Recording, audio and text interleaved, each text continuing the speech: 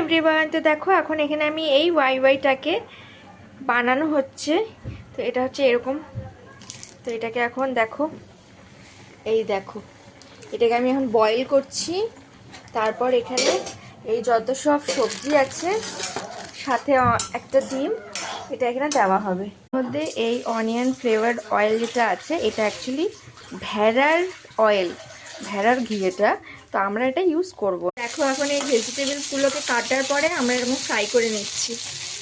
ক্যাপসিকামও দিয়ে দিলাম, হলুদ দিয়ে দিলাম, লবণ দিয়ে দিলাম, সুন্দর করে ফ্রাই করে। এই দেখো এখন ওয়াইটাকে দিয়ে সাথে ডিম ফ্রাই করা হচ্ছে। এখন এটাকে রেডি করা হয়ে গেছে। এই যে বয়েল এগ দিয়ে উপর দিয়ে খাবো, কি টেস্টি লাগছে না? আজকের মতো এখানেই, চলো বাই বাই।